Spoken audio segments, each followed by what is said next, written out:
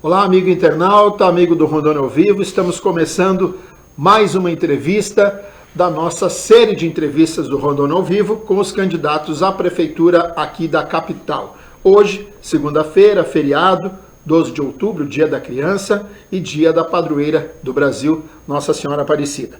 Recebendo aqui nos nossos estúdios hoje o candidato do MDB, Williams Pimentel. Bom dia, candidato, prazer tê-lo conosco aqui. Bom dia, Cícero, bom dia a todo o grupo Rondônia ao Vivo, sob o comando do Paulo Andreoli. Bom dia a todos os internautas, aos cidadãos porto-velhenses. E também quero prestar minha homenagem às crianças, quero prestar minha homenagem também aos católicos que são devotos da nossa padroeira do Brasil, Nossa Senhora Aparecida. E esperamos ter esse nosso encontro onde possamos estar contribuindo cada vez mais para que você decida o seu voto. Pimentel 15. Iremos apresentar nossas propostas, responder a todas as indagações e questões que o Cícero irá perguntar. E eu desejo que você se sinta confiante no nosso projeto. Meu bom dia. Muito bem, candidato. Essa entrevista, a ordem dela foi definida em sorteio com os representantes dos partidos. São 30 minutos, eu vou começar a marcar agora. E a primeira pergunta para o senhor é uma pergunta genérica para todos os candidatos. Por que o senhor resolveu colocar o seu nome à disposição do seu partido e disputar a prefeitura da capital? Em 2016, eu fui candidato a prefeito com total apoio do governador então, Confúcio Moura. E nós tínhamos um projeto, e temos um projeto, de governar Porto Velho cuidando das pessoas, voltado no foco exclusivamente de melhorar a vida das pessoas. E naquele momento nós desenvolvemos uma proposta, fruto de mais de 300 reuniões em todos os cantos da cidade. E dali estratificamos soluções, estratificamos respostas para os questionamentos do povo de Porto Velho. E dali nasceu essa vontade associada a um preparo de 42 anos de funcionário público, trabalhando desde os meus 16 anos, dos quais 16 anos tomando conta de saúde. Ora, secretário municipal por 2 vezes, no total de 8 anos, ora em Brasília, coordenando um sistema de vigilância de saúde indígena do Brasil, e ora, nos últimos 6 anos, secretário de Estado, junto com uma equipe que transformou a saúde do Estado, que trouxe benefícios de oferta de novos serviços. E isso me traz o ânimo, a força de querer ser o gestor, o tomador de conta, o empregado público da cidade de Porto Velho.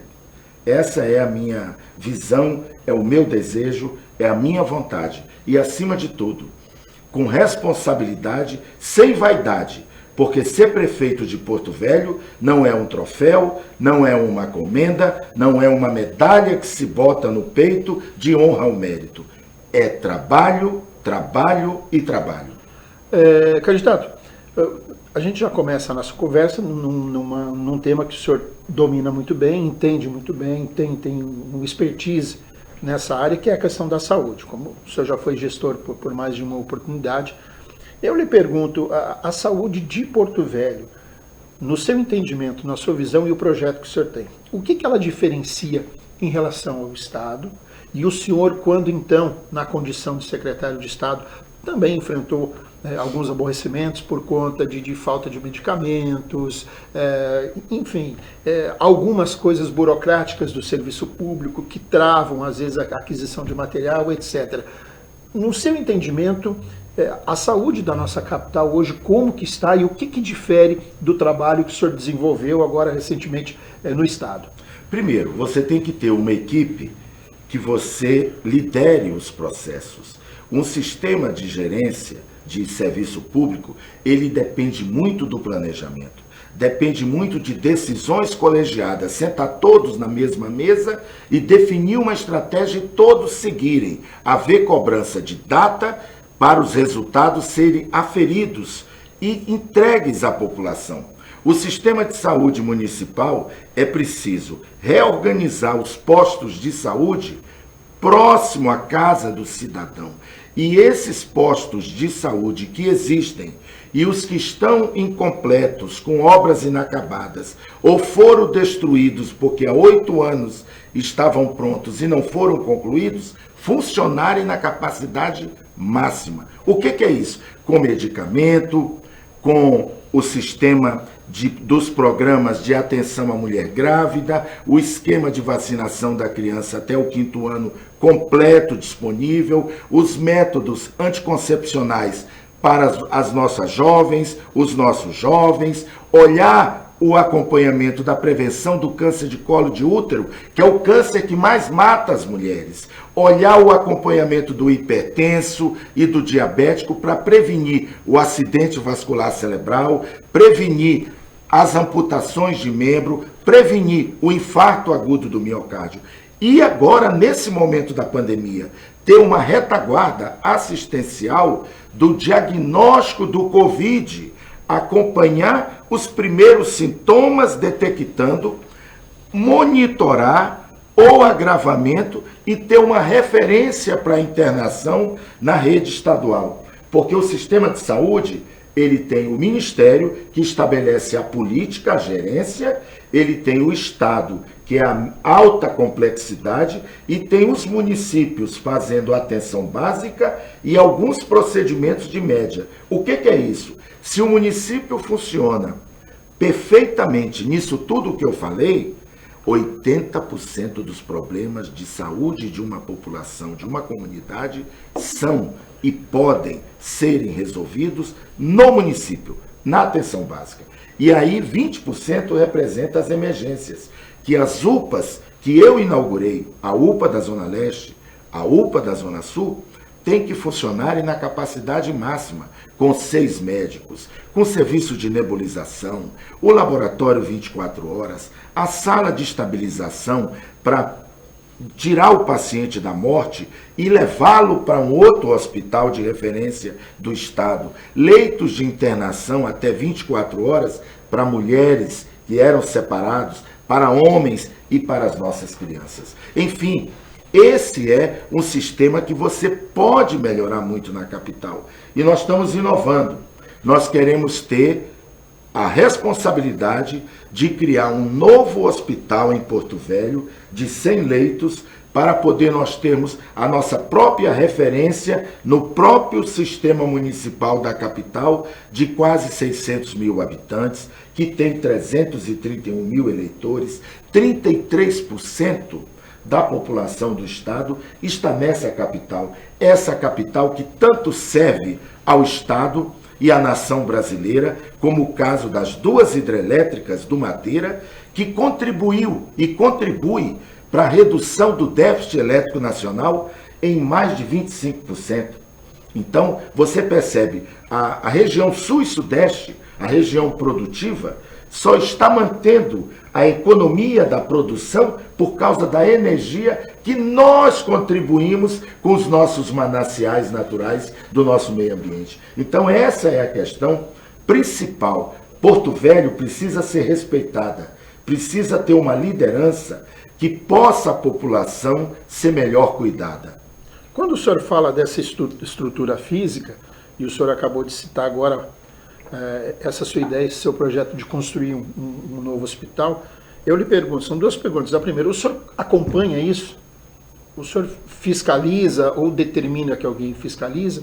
E se o senhor faz isso, eu vou lhe dar um exemplo de um hospital que deveria estar atendendo uma região, não tem a ver com Porto Velho, é com Guajará-Mirim, mas que está perdido, que é uma obra que vem enrolando, e quem precisa aqui é o cidadão, que o senhor sabe que são as pessoas que necessitam, que batem na porta, ficam sem atendimento por causa de entraves ou, enfim, por política.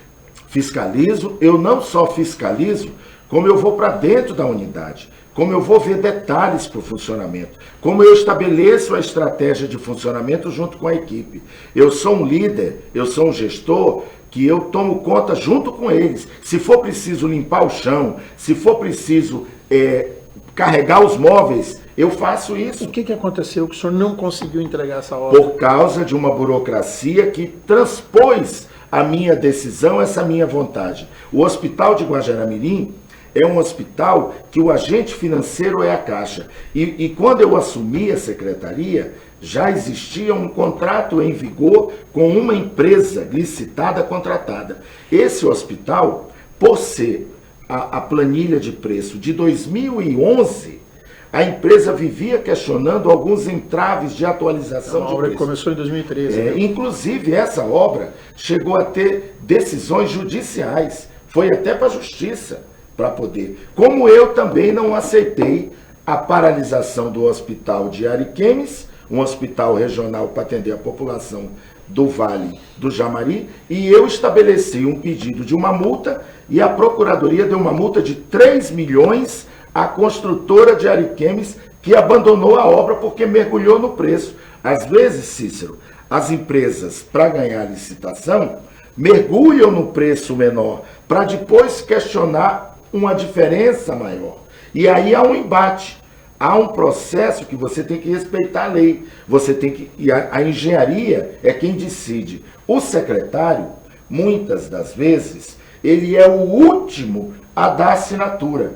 Porque no sistema público, há as funções divididas, que são divididas em etapas, nos processos. Um cuida de atualizar a planilha, outro cuida de dar o parecer jurídico, outro cuida de ver o empenho, outro cuida de formalizar o contrato. Quando vem para mim, já está todo estabelecido essas linhas e praticamente a decisão a ser tomada. Embora eu vá para o enfrentamento, eu vá para o pedido, eu vá para a dificuldade. E a dificuldade, você percebe que ela é difícil, que o atual governo já vai com quase 2 anos e também não concluiu o hospital. Para você ver que não é tão simples. E aí a população que não tem nada a ver com isso fica sem atendimento. Porque há uma... Por exemplo, no município tem 2 postos de saúde, do Lagoinha e do Flamboyant, que estão prontos há 8 anos. 4 de um prefeito e 4 desse que está aí. A população se irritou, indignou, foi lá, tirou as telhas, tirou os vasos, tirou os fios, tirou os conduítes, tirou as portas, tirou as maçanetas e levou tudo. Hoje, eu tenho uma meta comigo, que ao ser prefeito, eu vou entregar esses postos em 9 meses. Vou fazer um contrato emergencial para que essas obras saiam, para que tenha proteção àqueles bairros desassistidos, para proteger o Covid. Porque o Covid, o ano que vem, ainda vai continuar existindo, ainda vai precisar a população ter proteção. O senhor já tem um planejamento para isso? Tem. Eu, na verdade, Cícero, nós estamos trabalhando com uma equipe, já pensando nos detalhes, nos primeiros dias de governo. Nós não queremos demorar. Eu entrei na prefeitura, agora vou fazer um diagnóstico, vou fazer um estudo. Não haverá isso. Nós vamos entrar com medidas, com choque de gestão, ações já nos primeiros dias, sobre segurança pública, sobre regularização fundiária, sobre lutar para retomar as obras junto ao governo do estado da CAED, da Central de Tratamento de Esgoto da Zona Sul, que está parada. Nós vamos fazer enfrentamentos rápidos, sobre inclusive a desobstrução dos canais, dos pontos de alagamento com a chuva. Ontem alagou novamente os mesmos pontos de alagamento que anos e anos continuam alagando. Tem que fazer a dragagem dos rios, tem que botar os caminhões tatu para desobstruir as bocas de lobo nos cruzamentos. Isso está no seu projeto de saneamento básico? Imediatamente, no projeto de saneamento básico. O que o senhor tem para essa área aí, já que o senhor tocou, né? Vamos lá. Engrenou nisso aí, vamos lá. Então. O esgotamento, que nós só temos 3,5% de esgoto, com a central de esgoto da Zona Sul, lá da área que está ocupada, e mais alguns detalhes que tem que ser revisto no contrato, que a Caixa, o Banco do Brasil, o agente financeiro, esse dinheiro está no Banco do Brasil. Nós temos que retomar essas obras. Mas as obras é do Estado, é a CAED que está fazendo. Nós temos que ir para a conversa com a CAED, firmar parceria, contribuir do que podemos fazer, porque a nossa população com essa obra, em continuidade da Zona Sul de esgotamento, ela sai de 3,5% para 14%. Nós vamos ter cobertura de 200 mil pessoas. O senhor acha que a CAERJ pode contribuir com isso, embora haja um descontentamento generalizado em relação à companhia? Eu acho que a Companhia de Águas e Esgoto do Estado, ela chegou no seu limite máximo. Ela já está moribunda, ela não está mais nem na UTI. Eu entendo. O senhor pretende saneá-la? Tem algum... Eu pretendo fazer com que nós tenhamos uma discussão ampla, transparente e façamos um projeto de fazer um compartilhamento com uma parceria pública e privada. Agora, não é fazer para licitar aqui, não. É licitar na Bolsa de Valores de São Paulo, para dar transparência, para ter um investidor sério, um investidor ou grupos de investidores... Privatizar a água na capital, então. E também completar as outras etapas da cidade que precisam do esgotamento. Porque o esgoto, Cícero, internautas, porto-velhenses, nós temos ainda o esgoto a céu aberto. E a nossa água, há pesquisas, inclusive conversando com o pessoal da universidade, ela está contaminada, todo o lençol freático, justamente com cloriformes fecais, porque o nosso poço Amazonas está muito próximo da fossa e do sumidouro. Então, nós estamos com problemas sérios, e não é de hoje, não. E não é de hoje. Ora, se você for ver na Zona Leste, nós temos as pessoas que usam ainda a bomba jacaré dentro de um camburão, o camburão próximo à janela e uma cabaça no giral. Isso, pelo amor de Deus, nós temos que ter a responsabilidade de lutar por isso. Então, esse é um dos temas que nós estamos se reunindo, estamos aprofundando as informações, qual é o dinheiro que tem em conta, qual é a obra, por que está parada, que é a obra do PAC, por que a água da Zona Sul, da Zona Norte e da Zona Leste está parada, por que a central de ampliação da água aqui do Santo Antônio está parada. Existe um projeto que foi iniciado, Cícero, de ampliação da captação e tratamento d'água ali na estrada de Santo Antônio, saindo de 600 mil metros cúbicos por segundo para 1.200, ampliando a água tratada para chegar nas casas. O dinheiro está em conta e esta obra está parada. Por que está parada? Do seu entendimento. Está parada porque teve entrave de aditivo, a empresa questionando que o dinheiro não dá, porque teve algumas questões que na planilha original do contrato não teve, e ela agora insiste que deva ter, e ninguém decide. E o dinheiro está em conta sendo aplicado no mercado financeiro, dando juros para o dinheiro principal na conta, e a obra não sai para ampliar a água tratada para as casas de Porto Velho. Candidato, mobilidade urbana. O que o senhor tem? Pode servir, tomar uma água, tranquilo. O que o senhor tem para isso? Nós temos aí agora, há poucos dias aí, começou um novo transporte público na capital, uma novela que parece ter chegado ao fim.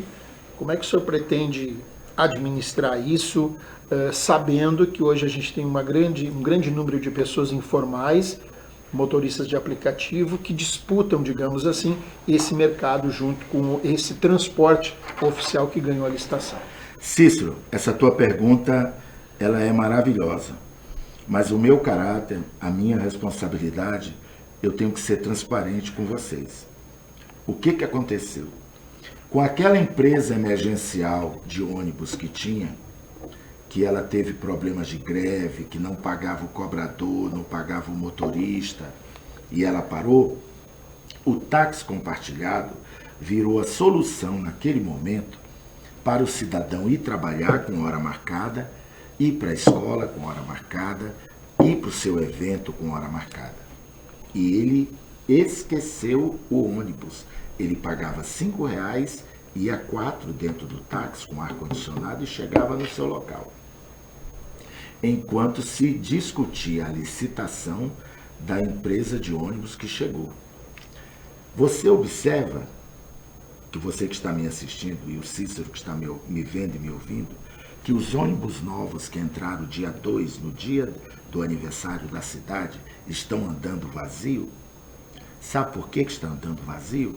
Porque a passagem é R$4,50 e do ônibus, e o táxi compartilhado é 5. E vai 4. No ônibus iria 50, 60, 70. Então as pessoas estão aderiram e vão continuar aderindo o táxi compartilhado e a empresa de ônibus não. Então isso vai ter, é uma bomba que está para explodir. Essa empresa, se continuar com os ônibus vazios circulando, também temeroso isso, com óleo diesel pagando, troca de óleo do motor, tem que pagar o cobrador, pagar o motorista, o mecânico, aluguel do galpão, porque ela não é daqui, ela tem uma despesa fixa, que ela tem que ter passageiro pagando. O que vai acontecer? Os táxis compartilhados, que estão praticamente muitos ilegais, eles estão sobrevivendo por causa do desemprego com as suas famílias. Nós temos o táxi comum e nós temos o ônibus, que o ônibus também é uma empresa que constitucionalmente é uma obrigação do prefeito, do poder público, da prefeitura, em resolver.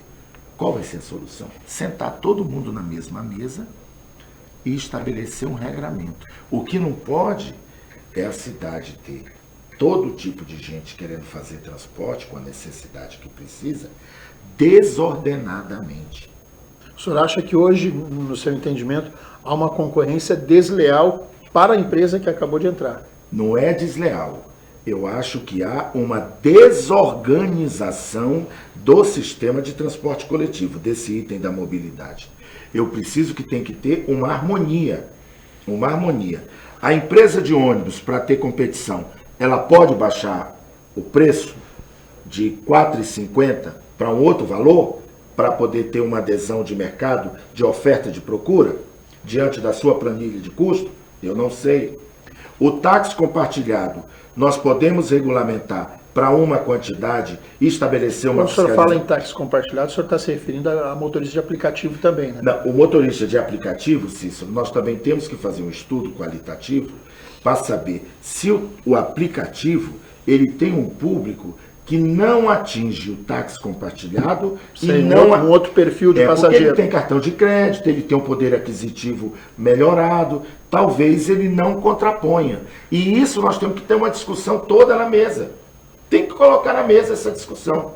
Hoje não dá para tomar uma decisão sem ser prefeito para você ter acesso a todas as informações, mas que tem um problema, tem. Que tem que tomar uma decisão, tem. Eu entendo que eu não posso, como prefeito, já decido aqui, tirar o táxi compartilhado, eu não posso suspender a empresa, mandar ela embora de volta, apesar que ela está com uma liminar do STJ, porque ainda tem um imbróglio jurídico de licitação que não está concluído, a empresa está aí com uma liminar, e você tem o aplicativo também. E os dois, compartilhado e o aplicativo, não está regulamentado.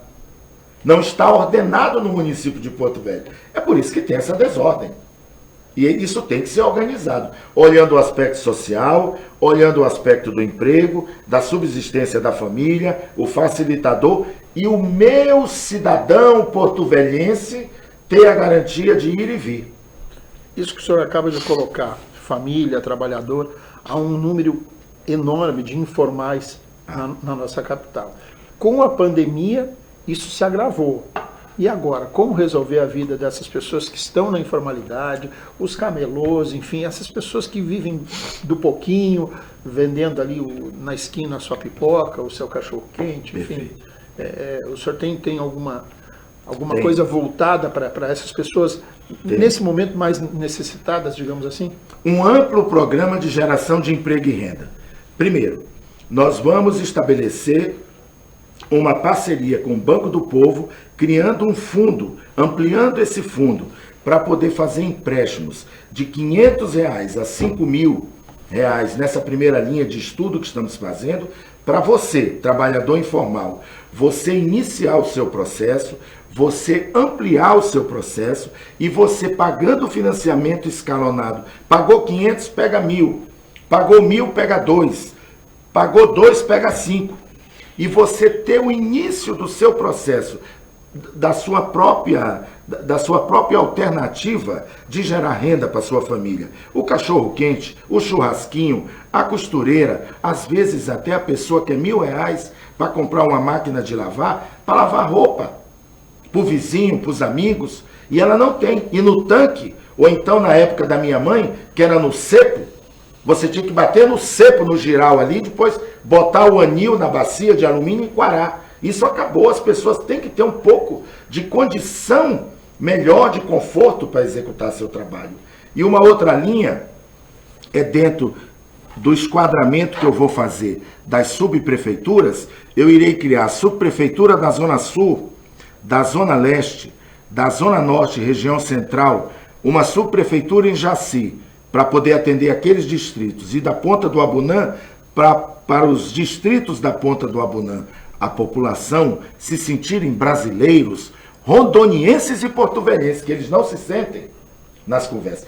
E cada subprefeitura dessa irá me desenhar a necessidade de empregos em parceria com a Fiero, com a FEComércio. Então, por exemplo, na Zona Leste, há tantas padarias, vai precisar de auxiliar de padeiro. Há tantas lanchonetes, chapeiro. Há tanto salão de beleza, cabeleireiro, manicure. Há tantas oficinas de moto. Então, esse diagnóstico que a Fiero, a FEComércio, a Associação Comercial vai me dar, eu vou fazer cursos específicos para ser absorvida essa mão de obra de trabalhadores desempregados na própria região que eles moram. Aí já entra a questão da qualificação dessas pessoas. Exato, que faz parte da busca da geração de emprego e renda. E o outro ponto que nós queremos fazer é fomentar o empreendedorismo também para esses jovens que hoje têm possibilidade de que com a internet, a tecnologia, ganhar seu próprio dinheiro, ganhar sua própria... Quantos jovens hoje não estão nas campanhas dos candidatos ganhando um dinheirinho por causa do manuseio de Facebook, redes sociais? Então nós queremos fomentar também essa linha do empreender. Ou seja, a cidade terá um amplo programa de geração de emprego e renda para os nossos cidadãos. E nós também queremos continuar contribuindo, fazendo um cadastro para identificar as pessoas em maior estado de necessidade, para poder estar junto ao governo federal, ao presidente Bolsonaro, que está em vias de criar um amplo programa de renda mínima, que o senador Confúcio está cuidando também de defesa disso. Nós queremos estabelecer um aumento de pessoas para ser beneficiadas em Rondônia. E outra coisa também, dentro das necessidades da população, que tem a ver com falta de emprego. Nós, assumindo a prefeitura, nós vamos pedir ao governo que nos ceda o restaurante popular da Zona Leste, que está fechado, que o senador Confúcio inaugurou com 1.000 refeições por dia a R$1. Se ele não nos der o restaurante, nós vamos construir um restaurante popular na Zona Leste e outro restaurante popular na Zona Sul, para atender as pessoas mais necessitadas. Porque o que nós queremos evitar é que as pessoas passem uma real necessidade de miserabilidade, por falta de desemprego, por falta de assistência, por falta de uma proteção do município de Porto Velho, que tem que ser o verdadeiro guardião deste cidadão. E nós vamos assumir esse papel. Vamos lá, candidato, o tempo está quase chegando no final. Eu preciso lhe perguntar sobre a questão da agricultura, e o senhor já falou dos distritos. A atenção do município a essas pessoas, aos pequenos produtores, essas pessoas que estão mais distantes e que precisam trazer a sua produção para vender aqui na capital. Perfeito. Um problema muito grande na questão agrícola, para o aumento da produção, é esses pequenos produtores, os agricultores familiares, ter um acesso a um financiamento no banco. Eles não têm acesso porque têm dificuldade em título da propriedade para fazer um empréstimo no banco. Vem aqui a regularização fundiária, que nós vamos atacar maciçamente para tentar avançar nisso. E nisso, em Brasília, o senador Confúcio e o deputado Lúcio Moschini estão discutindo uma ampla lei que vai facilitar, abreviar o processo de regularização fundiária. 2.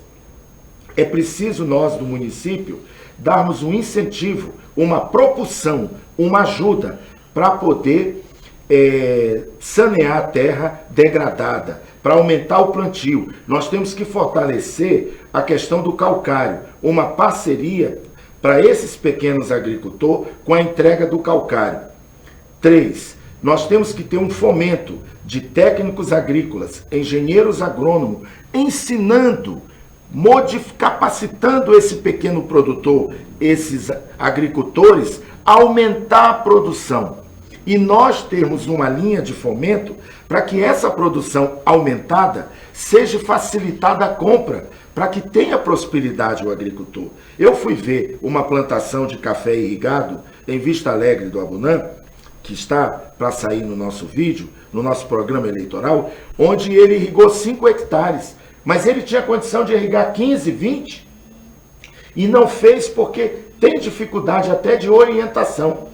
Então nós queremos abrir uma parceria com a Emater, queremos contratar engenheiros agrônomos, técnicos agrícolas, para que possa formar uma força-tarefa de estar dando uma extensão de ensino, de capacitar esses pequenos agricultores, os agricultores familiares, de pequenas produções, para o aumento da produção. A Ponta do Abunã, ela está virando um verdadeiro celeiro de produção de grãos. E um dos maiores rebanhos de gado do estado, por município. O nosso município tem 1.100.000 cabeças de gado, dos quais mais de 800.000 cabeças estão na Ponta do Abunã. Nós temos que fortalecer essas regiões que têm uma matriz de produção agrícola e pecuária. É por isso que a agricultura faz parte desse processo. Nós não podemos só estar pensando em que Porto Velho pode ser um cinturão verde para plantar cheiro verde, maxixe, quiabo, abóbora, couve. Nós temos que ampliar essa visão. Nós temos que ter uma visão do futuro. Nós temos que inovar para desenvolver. Candidato, nosso tempo está chegando no final. Educação. O município viveu em uma situação complicada, principalmente os alunos da zona rural.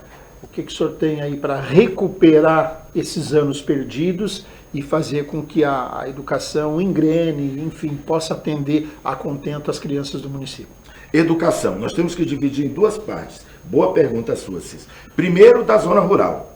Compraram 145 ônibus que está lá no shopping. Ontem estava chovendo quando eu entrei para comprar um presente para minha neta. Eu vi os ônibus lá. Está lá os ônibus amarelinhos, está lá. Inclusive, alguns já tem os cartazes no para-brisa. Com defeito, com defeito. Tudo bem. Esses ônibus têm que rodar.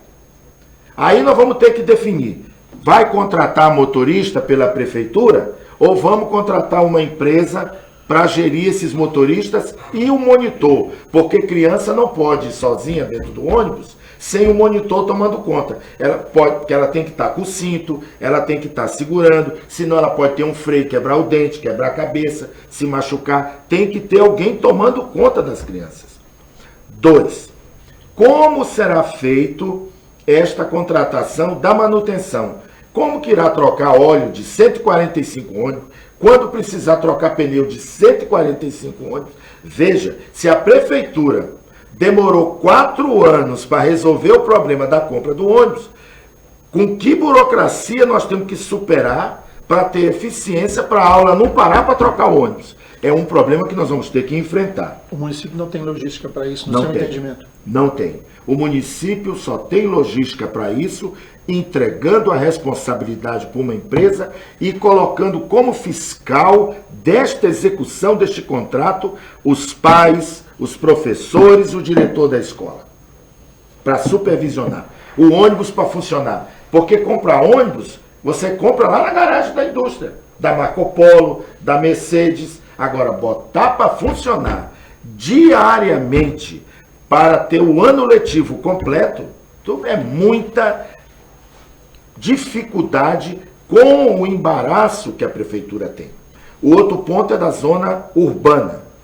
Nós temos que ter agora uma visão técnica e pedagógica do novo procedimento para o ensino, que é o novo normal. Parte presencial, para poder garantir a segurança dos nossos alunos, enquanto não tivermos a cobertura vacinal que irá eliminar o vírus que mata Covid-19. E uma outra parte em aula, em casa, à distância, remota. E para isso nós temos que ter o professor capacitado para usar a ferramenta tecnológica da aula à distância, com uma biblioteca virtual que ele tem acesso. Não é uma biblioteca UAVA que ele tenha dificuldade de estar separando as aulas virtuais que tem na CEMED. Ele tem que ter o preparo, a capacidade e discutir se aquelas aulas virtuais estão prontas. Inclusive dotar as escolas com uma estrutura de higiene, de asepsia, de banheiros com água para lavar a mão, de condição dos ar-condicionados que nós queremos instalar, que ainda tem muitos ar-condicionados no chão, porque não fizeram a subestação elétrica. E o diretor da escola democraticamente ser diretor eleito e que ele possa ter a liberdade com os pais e professores de gerir o espaço de educação de ensino que é a escola, que nós vamos priorizar, abrindo curso de mestrado, de doutorado com a Uni, com o INFRO e educação continuada para o professor, sem esquecer a inclusão dos alunos especiais que tem que ter espaço dentro da rede de ensino também. Candidato Guilherme Pimentel, do MDB, muito obrigado pela sua participação aqui conosco. Eu falei demais, né?